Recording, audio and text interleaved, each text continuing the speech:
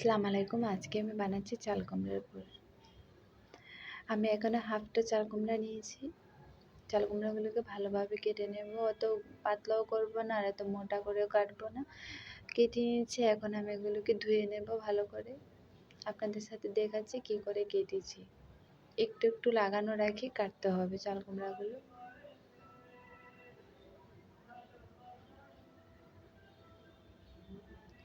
এখন চাল কুমড়াগুলোকে একটু হালকা লবণ দিয়ে মেখে নেব।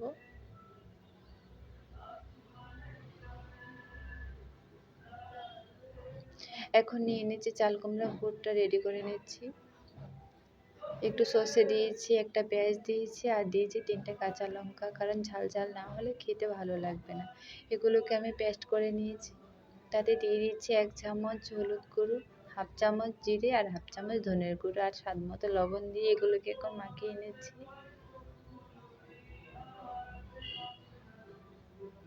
মাখানো হয়ে গেছে। এখন আমি কড়াইতে প্যান বসিয়ে এর মধ্যে একটা একটা করে পুর দিয়ে আমি এগুলোকে দিয়ে দেবো কড়াইতে। অনেক শর্টকাট রান্নাটা, যে কোনো কেউ চাইলে বানিয়ে খেতে পারে। এগুলোকে আমি এখন উল্টে দিচ্ছি। প্লিজ যদি একটু ভালো লাগে থাকে আমার চ্যানেলটা সাবস্ক্রাইব করে দেবেন।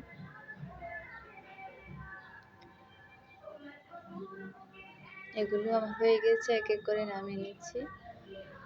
দেখুন কত তাড়াতাড়ি হয়ে গেছে।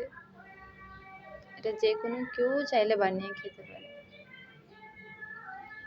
আরও ছিল, একটু একটু করে দিয়ে দিচ্ছি। ওইগুলো আমি আগে থেকে রেডি করে রেখেছিলাম। দেখুন আমার সবগুলো হয়ে গেছে আর কত তাড়াতাড়ি সিদ্ধও হয়ে গেছে।